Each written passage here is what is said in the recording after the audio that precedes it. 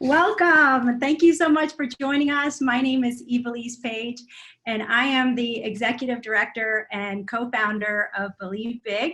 For those of you that are not familiar with Believe Big, our mission is to help patients face, fight, and overcome cancer. It is our vision to see cancer patients and their families discover their pathway to healing. One of our focuses is to educate on a comprehensive approach to cancer prevention and treatment.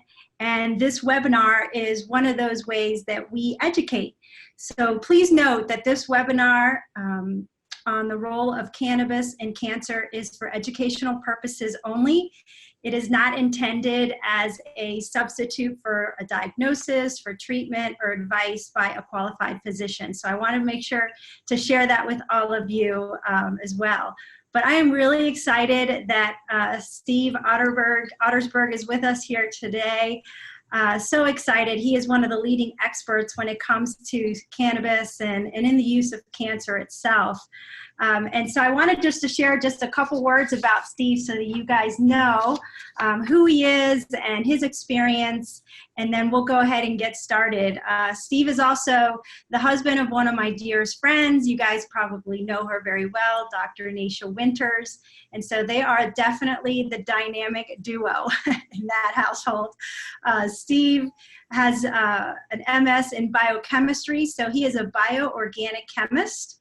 And his research focus was on drug design, biochemistry, toxicology, and physiology.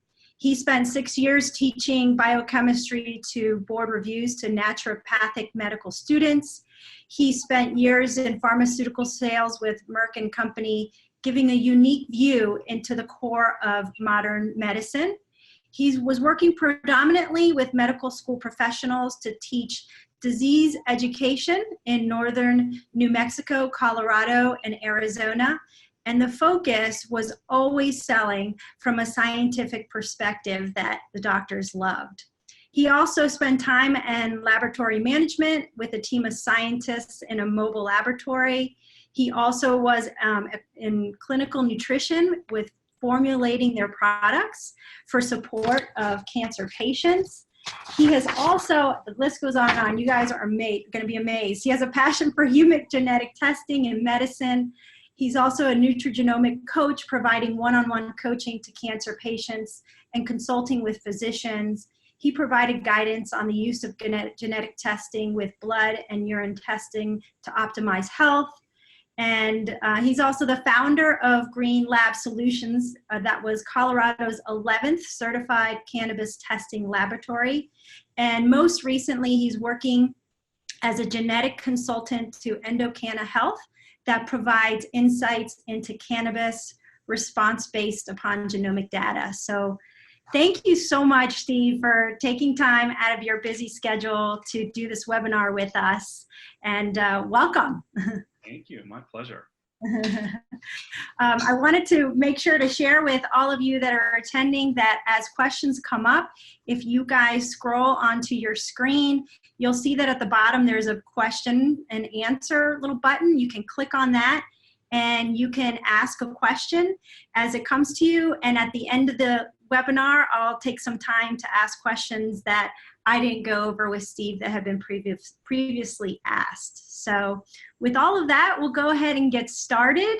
So Steve, why don't we start with the basics for those of us who aren't biochemists and let us know simply what is cannabis, what is the difference between CBD and CBD with THC, just the basics for us.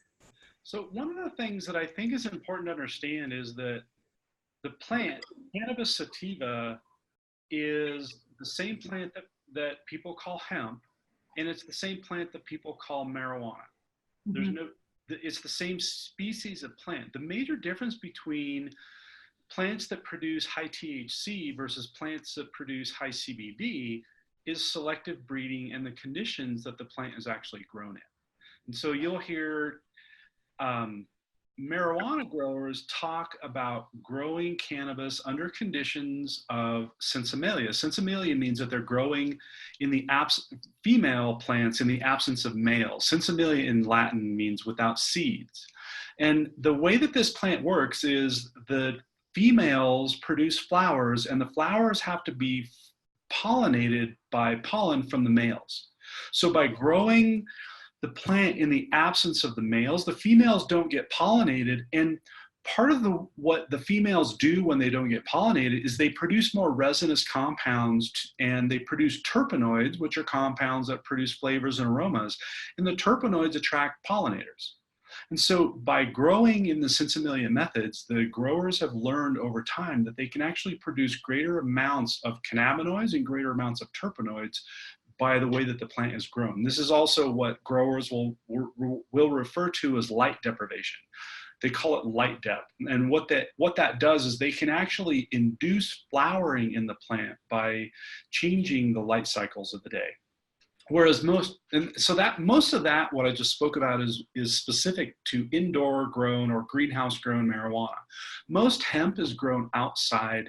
And when the hemp is grown outside, it's typically not grown as segregated females, and it's grown in a way that it's freely accessible by pollinators. And so there tends to be lower levels of terpenoids and lower levels of cannabinoids in what people often refer to as industrial grown hemp.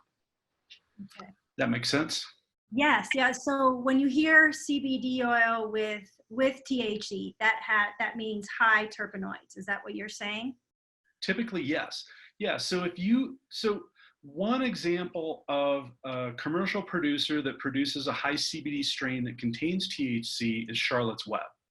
Mm-hmm. And Charlotte's Web, they are producing high CBD strains, and they're typically growing it indoors, and they're going to have higher terpenoid levels, and it's a much more resinous plant that they're producing. And is that specifically mostly for pain, for cancer? Like, I know that many cancer patients, when they are struggling with a lot of pain, many times physicians may prescribe a sense of morphine, and which can be difficult on the body. And so I've heard that the CBD with THC helps to alleviate the pain, and it doesn't cause the side effects that, say, a morphine would. Can you speak into that a little bit? I'd love to. Nation, I actually just spoke at a low-dose naltrexone conference in Portland over the weekend. And naltrexone is a drug that blocks the effects of morphine at the opiate receptor. Like cannabinoid receptors, we have opiate receptors hardwired into our central nervous system. And that's what morphine acts upon in the mechanism of morphine's ability to relieve pain. And THC and CBD both bind to opiate receptors as well as binding to cannabinoid receptors. And here's the thing you have to understand about THC and CBD is THC tends to be more potent in terms of its effects. And so for a lot of people, THC ends up being a much more potent analgesic, meaning it provides greater pain relief than CBD does on a gram per gram basis. So typically, if somebody's taking THC for pain, they will more than likely get good pain relief from 10 milligrams of THC, whereas they may take 30 to 60 or 90 milligrams of CBD to get the same pain relief. And the reason is THC and CBD both bind to the CB1 receptor, but they bind in a different manner. THC binds in a manner that directly competes with our natural endocannabinoids that are produced in our brain. And by competing with our natural occurring endocannabinoids, it's referred to as an agonist, meaning that it's competing at the receptor site for our naturally occurring endocannabinoids. Whereas CBD is what's known as an allosteric binding agent. It doesn't bind to the same receptor site as our naturally occurring endocannabinoids. And so they kind of have a different mechanism of action. And so they don't work exactly the same, but they work really well together. A great example of how THC works in the absence of CBD is the drug Marinol. Marinol was originally approved by the FDA for the treatment of nausea and vomiting associated with chemo and radiation. And Marinol was actually a flop of a drug because the biggest side effect of Marinol was dysphoria. And I think you don't have to be a physician to understand that dysphoria is the opposite of euphoria. And so if you take a drug for nausea and vomiting that gives you dysphoria, you probably aren't going to continue with it, right? Yeah. And so one of the things that CBD does is it kind of tempers the action of THC at the CB1 receptor and makes it more tolerable. Okay. And so you'll hear people say that THC works better with CBD and vice versa. CBD works better with THC, and it's because they kind of temper each other's actions at the receptor level. Okay. Yes. And so I was also told that when the plant is growing, that it actually is a filtration system. It'll kind of take in anything from the soil. And so right now you see CBD shops popping up everywhere. And not only here in Colorado, but all over the country, medical uses of it. But I was really told, and would love for you to speak into this, that not all of them are the same, especially when dealing with cancer. That is really important that you have a physician that can help you to select the best type, strength, and dosage for you, but also that the quality really matters because it is taking in the whatever was in that soil. So if it was grown in a toxic soil, it's bringing that into the plant, which then can affect a really compromised immune system by a cancer patient, as we're speaking today. Can you share on that, on the importance of the quality, maybe make some recommendations as to what are some trustworthy sources, or what should someone look into or share with their physician? Absolutely. The quality is paramount because, as you said, the plant Cannabis sativa is considered a bioaccumulator, meaning that it's pulling heavy metals out of the soil. So one of the primary tests that should be done in terms of quality control testing is heavy metal testing. And how do you, as a consumer, know? Well, number one, you should look for a GMP label. CV Sciences is one of the big producers of CBD that is GMP, and you can see on their label that they have a GMP label, or they have a GMP stamp on their label. And what that means is they are following FDA guidelines. And so the nutraceutical industry as a whole is self-policed, meaning that the FDA is not necessarily, you can open up a CBD shop anywhere in the United States and you can operate, and the FDA may never come to visit you. The way that the FDA works is the FDA relies on self-policing of companies. So if you open a CBD company, it's upon you to follow GMP principles. And so what GMP principles are is basically documentation. So for instance, if I were to do a GMP audit on a CBD producer, I would want to know where do they get each of their ingredients, and I would have to audit each of their ingredient suppliers to show that each of their ingredient suppliers is a GMP producer. And that traceability is really the key for safety. So the other part of GMP is that in order to be GMP, you have to have safety testing done by an ISO certified lab. And so ISO, like GMP, is a third-party auditing and certification process to show that the laboratory that's actually doing the testing knows what they're doing and is traceable. Does that make sense? Yes, yes. And so go ahead. No, go ahead. You keep going. The primary thing from the consumer is look for a GMP stamp on the label of, and I would say that this is true for any nutraceutical product. If you're going to take a nutraceutical product, make sure that the facility where it's produced is a GMP certified facility so that you know that the quality control standards are high. Does it have to say organic on it? I know that those are different qualifications than just basic CBD oil because of the soil that it's grown in, or does the GMP label signify the purest form and the safest form? So the GMP signifies that there is a strict quality control standard, and that quality control standard is defined by the producer.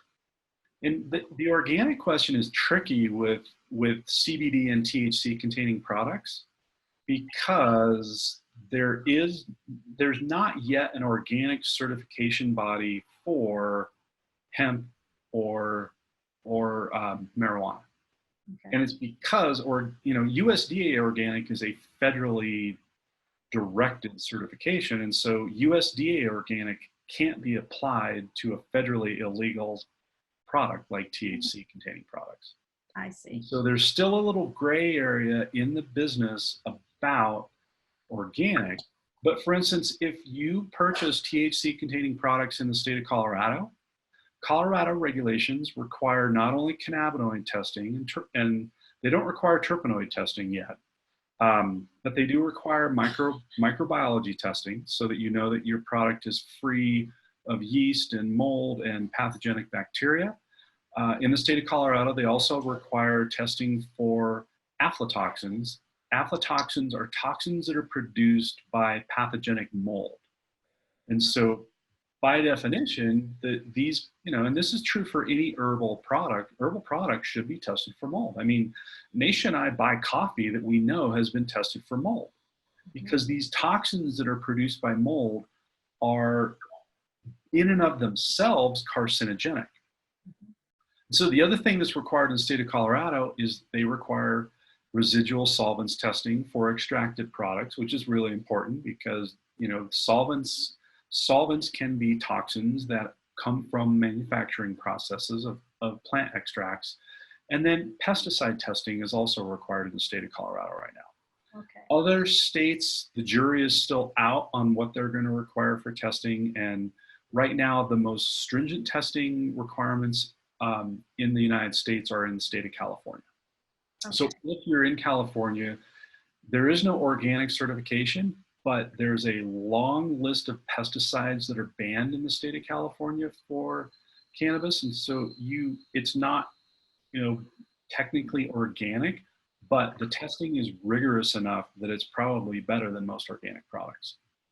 Okay. Okay. Yeah. So basically, for those who aren't in the state of Colorado and other states, it would be really important for them to look for that GMP label that you mentioned on the product. Okay. Yeah. So another question, if we can just step back for a moment, for those, I've been educating myself on cannabis, on hemp, on cannabis and CBD without THC. For those who are on this call, and this is all new to them, can you share what the difference is with a product that is just hemp, a product that is just CBD, as far as the effects? People hear CBD and they're like, oh, illegal substance. But a CBD without THC does not have the psycho effects that people think of when they think of marijuana. Can you explain that difference really clearly for people so they understand that for individuals who are using it for arthritis, for anxiety and things like that, that the part that causes those things is the THC portion of it? Can you explain those differences between the hemp CBD product and CBD with THC? Absolutely. So number one, I want to clarify that CBD is psychoactive. So, and I want to frame that in the fact that when we talk about the psychoactivity of THC, THC is a psychotropic. So you have a euphoric effect from THC. And the main thing about CBD is that it's non-euphoric. So you're not going to feel high from CBD. It just doesn't work that way. And it's because they bind to the receptor differently. So CBD binds to the CB1 receptor without eliciting that euphoric effect. And CBD still maintains all of the positive benefits that THC has. And the descriptor that's used to describe the psychoactivity of CBD is anxiolytic, meaning that it's anti-anxiety. So when I hear people say that CBD is non-psychoactive, it's not 100% correct. It is a psychoactive substance, and the psychoactivity is that it's anti-anxiety. Whereas with THC, you have a euphoric effect. You also have many other positive effects that make THC a really good medicinal substance. Like? like number one, I think the most important thing that that THC offers that is unique and that is very important in the cancer world is it's an antiemetic. It's really good at relieving the symptoms of nausea. And I think that that's probably where, cannabis consumption has been directed into a medicinal substance from day one is the antiemetic effect. And I think that that's the most important quality of life aspect that THC offers. Mm-hmm. And the thing with THC though is that it can be anxiolytic, anti-anxiety, or it can cause anxiety. There's a very broad spectrum with THC in terms of, does it make you feel comforted or does it make you feel anxiety? Whereas CBD, for the large percentage of people that consume CBD, feel better when they take it than when they don't. Okay, that's really interesting. It's almost like the Benadryl. It can make you tired or it can make kids hyperactive. So it really depends on the individual, are you saying, as far as the anxiety portion of it? Yep. Okay. Yeah, I mean, Naisha and I are a great example of polar opposites in terms of THC response. When she consumes THC, she doesn't always feel good. Sometimes she feels paranoid and has anxiety or just passes out. Whereas for me, I usually feel better and I think more clearly with THC on board than without it. Interesting. It's really interesting, and it's so funny because I am one of the most, I guess, anti drug in that sense, as far as, people say, oh, you live in Colorado now. And thankfully, where we are, it's not allowed in public. But what I really appreciate is getting educated on it, like you're talking about the CBD that has so many benefits and healing properties for skin. And I found a CBD salve that I put on the bottom of my feet at night when I have trouble sleeping, and it doesn't have the THC, and it just is really such a calming effect, and I sleep really soundly. So I can see, what you're saying about the benefits and how it affects different people. But I know many patients that have been able to get off of really strong medications for pain and the nausea that you're talking about without all the terrible side effects that they're experiencing when they are on the medical grade of cannabis. Can you speak into the CBD oil playing a role in shrinking or diminishing tumors? Have there been any case studies about that? There are hundreds of studies. Naisha and I are actually preparing to speak next week at the Rocky Mountain Neurological Society, and the theme at Rocky Mountain Neurological Society this year is glioblastomas. And so I'm actively researching literature right now for data, studies on how the cannabinoid receptors themselves influence tumor progression, and there are multiple mechanisms of action.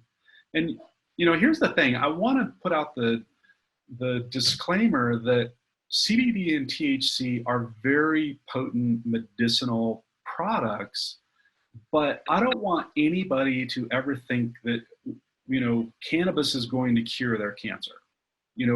Cannabis is a very powerful tool for your toolbox in your fight against cancer, but it shouldn't be your only tool. And when we look at the studies, there are multiple studies that show that both THC and CBD are both effective at shrinking tumor size. They're effective at decreasing inflammation. They're effective at changing how we metabolize our foods. And so you can think of it as, this is like the adjunct therapy to round out your toolbox. If you're doing mistletoe, if you're doing low dose naltrexone, if you're doing conventional therapies, you can't expect any of those therapies to work if you are continuing with the diet and lifestyle that you got cancer from in the first place. So anything that I talk about in terms of therapeutic benefit is secondary to changing the diet and lifestyle that gave you cancer in the first place. Mhm. But, when we think about the mechanisms, there's a class of inflammation that's known as cytokine inflammation. And cytokine inflammation is a very potent director of inflammation that is primarily driven by the immune system. And so one of the things that is important in terms of how cannabis influences our physiology is how it changes our balance between what's known as Th1 and Th2 immunological response. And so Th1 and Th2 is a very simplistic way of describing the balance between a normal immune response versus an autoimmune response. And that's very much an oversimplification. And so the thing is that THC and CBD both help to balance that response between autoimmune versus immune suppressed. And so there are a large number of tumors that tend to respond to immunotherapies, including mistletoe. Mistletoe is an immunotherapy, and cannabis can be very, very important in balancing that immune response so that our immune system can actually fight cancer. And I know that you've heard this before, but I think it's important for everybody to hear this again, that as we sit here, our immune systems are all currently fighting cancer. We all have cells in our body that are replicating too fast, and our immune system is continuously balancing that normal rate of replication and cells that are replicating too fast, always. And so there are many cancers that tend to proliferate at a rate faster than the immune system can manage them. And that's one of the powerful things that cannabis-based therapies help with, is just balancing out the immune system so that it can do its job correctly. Wow. Yeah. It's so true. People will say to me, "Oh, I just need mistletoe," or and there is no magic bullet. Yes, it is a huge role. It is a huge part of the puzzle, like you're saying, the diet, but it's really important to individualize your care. And there's never just one thing. It's really finding a professional that can dig deep into your internal environment, that can look and see what areas are weak, what areas need strengthened, what is your blood work showing, what are your deficiencies, and really going by that to really per se attack the cancer in a way that it needs to for your specific case. So it's really individualized and really using, like you're saying, all of these tools that are in the toolbox to really make sure that to help you not only face, fight, but overcome the cancer that you're dealing with. Absolutely. So thank you for sharing that. It's really important to mention, because, we do hear stories. I personally know of a little girl who was 5 who had a glioblastoma and was on cannabis and other therapies as well from her doctor. And she's still here today, years later. The tumor just disappeared.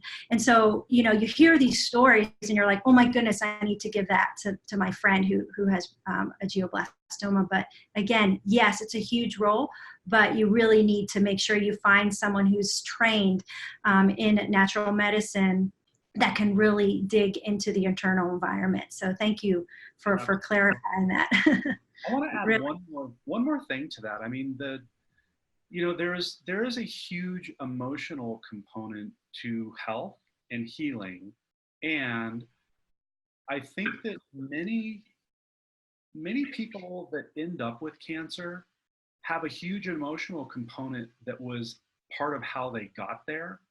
And I think that for many people can be why cannabis can be very important, because one of the roles of the endocannabinoid system is to help us to forget traumatic events. It's really interesting you say that. Yeah, the emotional side of healing is equally a large piece. And we actually did a webinar with Susie Larson, who's the author of Fully Alive, and she was talking about the connection between the emotion and sickness. And so if anyone missed that webinar, please go on to our YouTube page at Believe Big, and you'll be able to see that recorded webinar on the emotional side of healing. Really, really important. So Steve, I have another question for you. Have you found that some types of cancers are more responsive to the CBD oil than others, or again, it's very individualized? It's very individualized, but I think in general, cancer is a multifactorial disease. There are genetic influences, there are environmental influences, there are emotional influences, and as a whole, most chronic diseases have a major inflammatory component. Mm-hmm. And so I think that, when we have to kind of talk about the endocannabinoid system, the reason that cannabis therapy is so individualized is because, our endocannabinoid system is very individual. Our endocannabinoid system is I kind of like to say that CBD and THC at the, in our synapses, in our neurological system, they're like the anti-lock brakes for neurotransmission. One of the functions of the endocannabinoid system is to modulate, not stop. It's important to understand that the endocannabinoids and phytocannabinoids that come from plants, they don't stop neurotransmission, but they modulate neurotransmission, meaning like your anti-lock brakes, they make your braking more effective. So if one of the things that is kind of a hallmark of chronic neurological conditions is excess neurotransmission from excitatory neurotransmitters like glutamate. Mm-hmm. And we need excitatory neurotransmitters. We need glutamate transmission in our central nervous system, but we can't have constant glutamate neurotransmission in our central nervous system, because that over excitation is really detrimental to the central nervous system. That's great. Yeah, I love the analogy of the anti-lock brakes. That's excellent. I'm going to open it up for questions. And so those of you on the call, if you have any questions, feel free to type them in the question and answer box or in the chat box, and I'll make sure to address them. And while you write up your questions that we may not have covered, Steve, I've heard of different ways that cannabis is administered. And have you seen the best ways? Is the best way like the oil?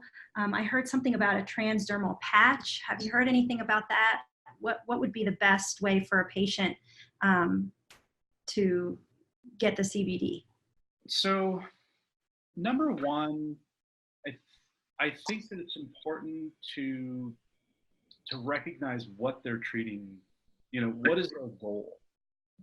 And are they, some people just don't like the taste of oral preparation, and so it's challenging. It's challenging to say that there's one best way to dose. There's a lot of great modes of administration. I tend to not like edibles for a lot of people, because edibles tend to have a lot of sugar in them. And for me, sugar is a primary contraindication for any kind of cancer. Yes. We actually have a question in the chat right now about pain from colon cancer. Yes. And I think that let's direct it towards that. I think that for that might be a great place where a suppository delivery system for CBD might actually be the best route. Why is that? Because it's directing the therapeutic agent closest to the source of the pain. Interesting. Okay. And it's directing it to the place where it needs the most therapeutic benefit. And so how how much should someone use, like dosage? Is that something that you should say, really speak to a physician about? What if your naturopathic physician isn't familiarized with CBD? Like, what would be your avenue for someone who wants to help their loved one or themselves who is in pain to know how much to take in those instances? How would you determine that? So in general, with any therapeutic agent across the board, and I'm taking this from a discussion that I had in February with an old school anesthesiologist. And he told me, back in the day before we had all of this testing available to us, our dosing regimen for anesthesia was just enough, which means you start slow and titrate up. And this is not necessarily as critical for CBD because CBD has very few side effects. And it's not euphoric in nature. You're not going to get high from CBD, but most people are going to feel better with any form of CBD that they take. Okay. And so a typical starting dose for CBD, I would say, is 5 milligrams. And a typical therapeutic dose for CBD is 30 milligrams. I've seen people take up to 300 milligrams of CBD with no side effects. Okay. And so, the problem with CBD today is that in the market, CBD extracts tend to be pretty expensive. And so taking 300 milligrams of CBD from an extract form can be financially challenging for some people. And so I always say start at 5 milligrams of CBD, titrate up to 30 milligrams, give yourself 3 or 4 days to titrate up, because there are many people that have, people can have side effects from CBD preparations that have nothing to do with CBD. You might have a sensitivity to something else in the plant. It might be something, in the carrier oil. It might have nothing to do with the plant whatsoever. Interesting. So for the person who is talking about the pain, and you had suggested the suppository, and they don't live in Colorado, they live in New York City. So where would you say is a safe place to purchase a suppository? Most of it that you find is in oil form. Oh, I wish I could remember the name of I'll have to respond to this one offline. I don't have the name of the company that I use there is a company in Denver that's producing suppositories that's doing really high quality, but I will have to dig for that. Yeah, so those of you on the call and those of you who are listening to the replay, I'll ask Steve to give us a list of his most recommended, safest sources that he knows of, and we can send that out with the replay link to all of you so that you can select which facility would be the best for you or for your loved one. So we'll make sure to send that as an attachment for you all. There's another question, and this is more on the scientific side for the physicians that are on this call. Are there any genetic SNPs that might contraindicate the use of cannabis? I've read that a COMT SNP might contradict its use. So there is a COMT SNP that increases propensity for cannabis-induced schizophrenia. It's really rare. I think the incidence is about 1 in 10 million. Wow. So it's not common, but it's rare. And so there are other SNPs. I mean, there's a company called Endocannabinoid that I've been consulting with that actually you can run your 23andMe data through Endocannabinoid's website, or if you don't have 23andMe data, you can send a buccal swab to 23andMe, and they're testing for about 9 different SNPs that are associated with cannabis response, and COMT is one of them. But I don't think that there's, the contraindication, and now you have to understand, from my background in the pharmaceutical world, contraindication is an absolute don't use. You don't take a drug with a contraindication. You should always use cannabis with caution. You know, we have an emergency room diagnosis here in Colorado called temporary marijuana-induced psychoses. And so there is a real risk of developing a psychosis when you take too much cannabis. And it's really a problem with edibles. And the genetic SNP that's associated with edibles is acetylchrome 2C9. So people who are ultra fast metabolizers of cytochrome 2C9, they are less likely to be positive responders to orally consumed cannabis.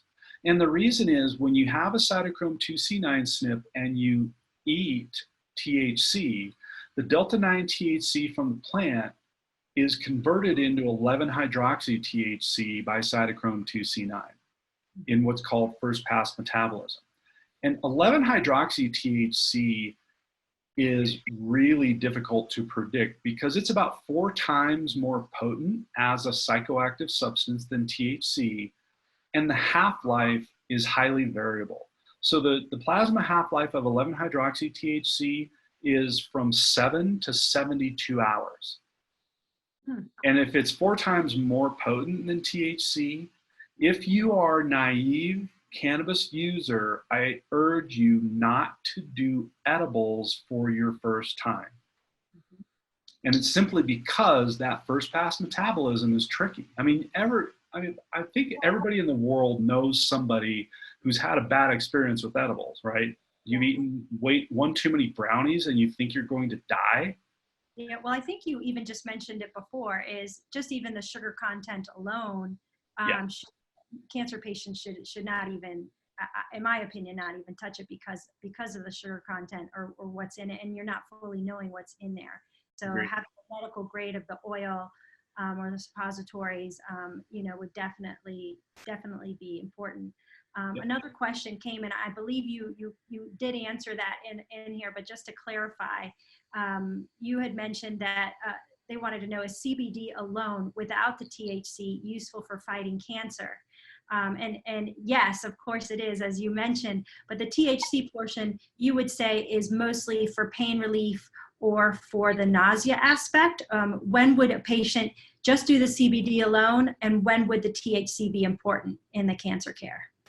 So my general recommendation for somebody who is naive to cannabis, start with just CBD alone, because here's the thing with CBD and THC is they both bind to CB1 and CB2 receptors throughout the body.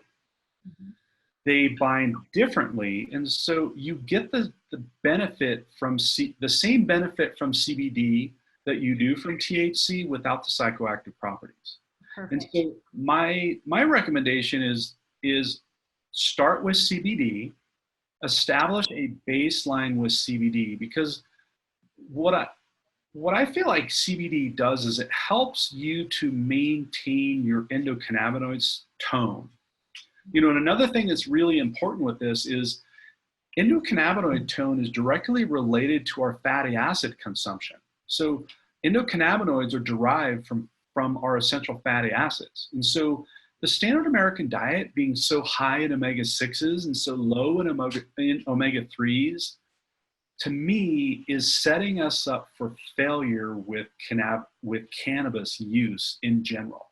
So I always tell people, if you've never taken any form of cannabis before, and or if you're taking cannabis and you want to get the maximum benefit, lower your consumption of omega-6s, increase your consumption of omega-3s, and especially the omega-3 DHA.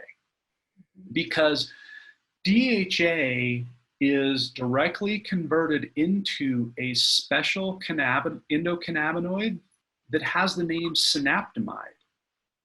And synaptamide is the name of the endocannabinoid derived from DHA because the endocannabinoid derived from DHA directly influences our brain's ability to generate new synaptic connections and develop new neural networks.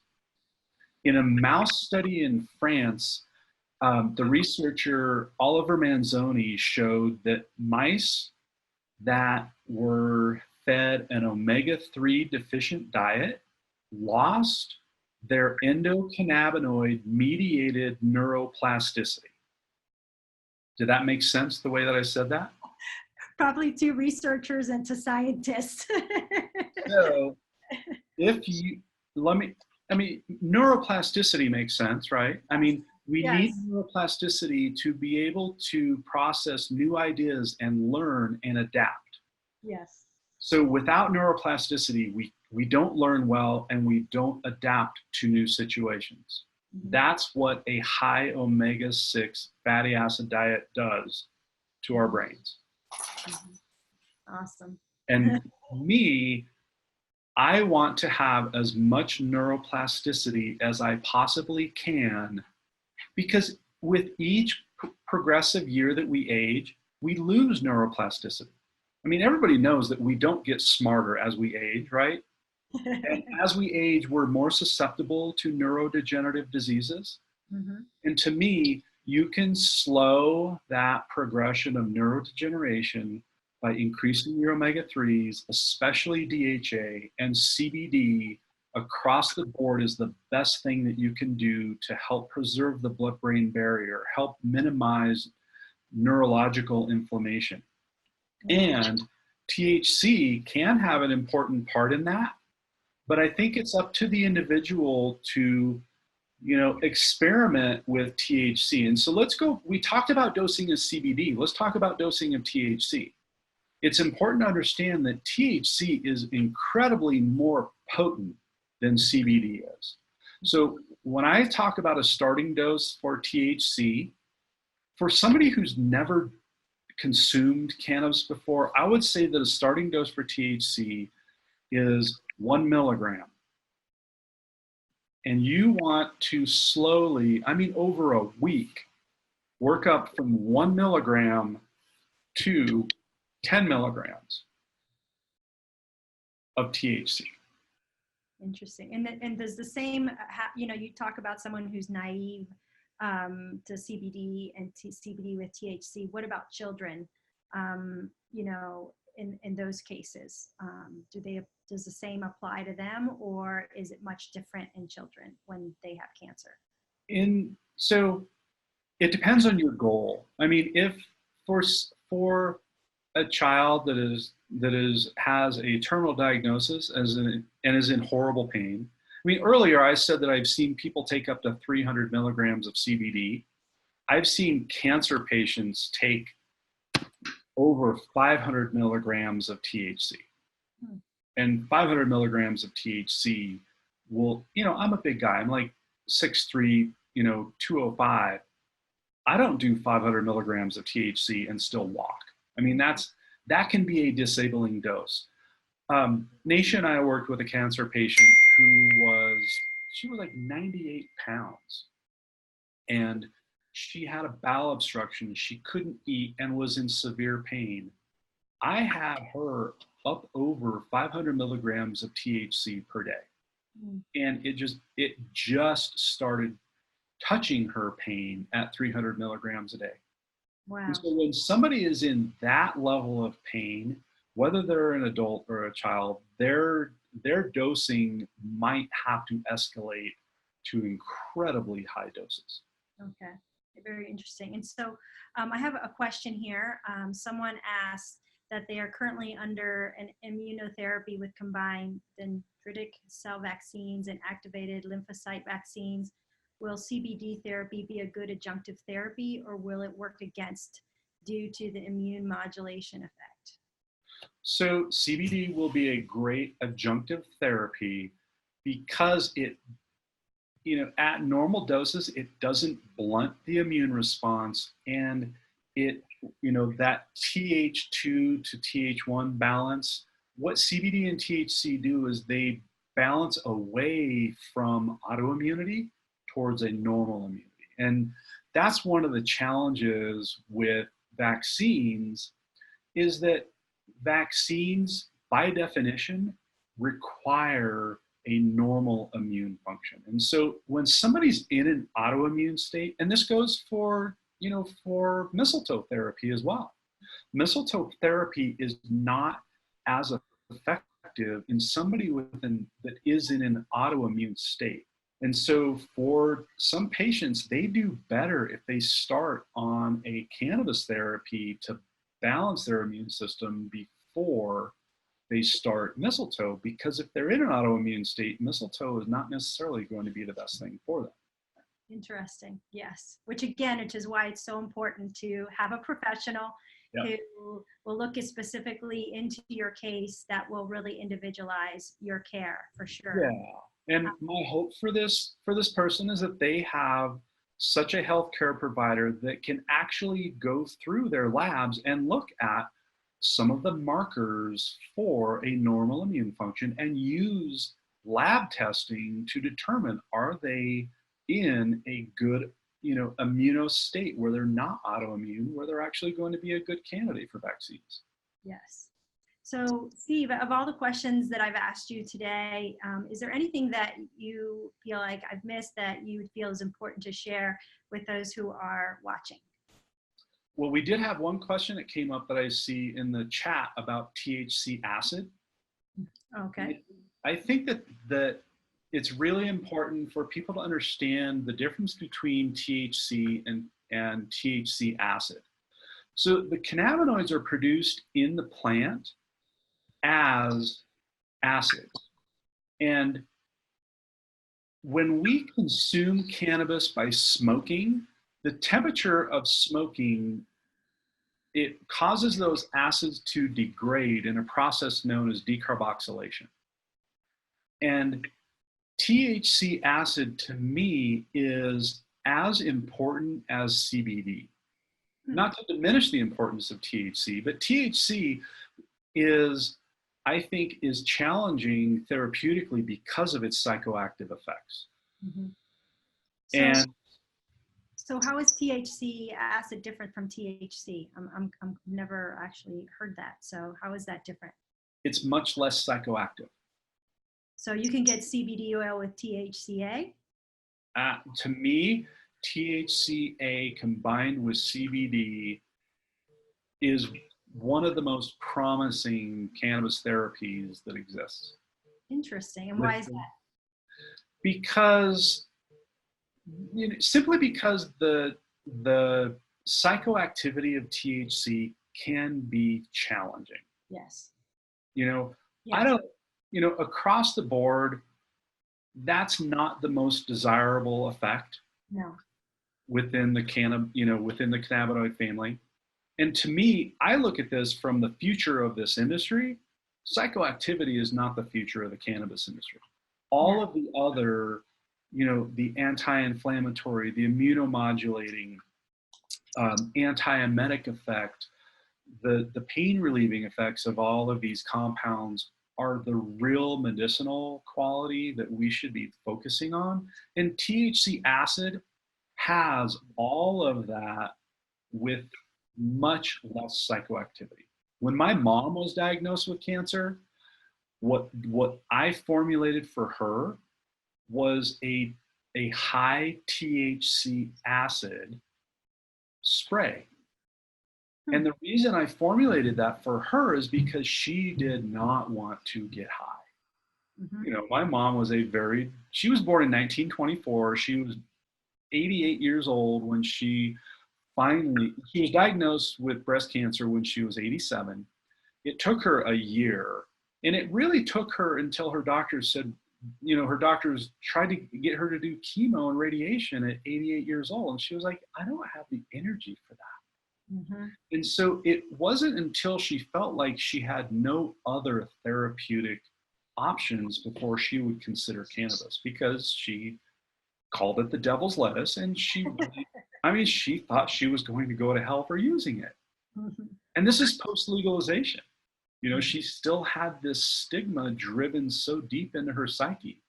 And, I convinced her that, all right, look, Mom, I can make you a legal Mhm. THC acid containing oral spray that won't get you high. And that's when she agreed to try it. And it was really helpful for her because she could do a couple sprays of this. It was a mint flavored spray that I did an alcohol extract, and then I got rid of the alcohol and I replaced it with glycerin and added, some mint oil and gave it a really nice mouthfeel so that it was pleasant for her because she didn't like the taste of cannabis at all. Yeah. But the THC acid for her was really good with stimulating her appetite. Mm. And that's the other thing about cannabis that's really good is, a lot of times when you're on chemo and radiation or just in the depths of the metabolic process of cancer, you lose your appetite. Yes. So number one, it helped her appetite. It helped her sleep. And it was she really tolerated it well because she didn't get high. That's And great. so I think, THC acid is probably one of the most overlooked, therapeutic agents within the cannabinoid world. That's excellent. Well, thank you. I have learned so much, and I'm sure our listeners and those watching today have also. So really want to thank you so much for your time. We are at our end point. If individuals have any further questions, please let us know, and we'll do our best to have Steve answer those and also respond back to you with that list that he had indicated of safe places to purchase these medicinal CBD oils and the suppositories. So we will make sure to forward that to you. So thank you again, Steve. Say hello to Naisha for me, and I hope you have a great day. And thank you to your friend that wanted to join us and speak up as well. Of course, my pleasure, as always. All right. Thank you all. And I hope you all have a blessed night. Take care. And keep believing big. Always.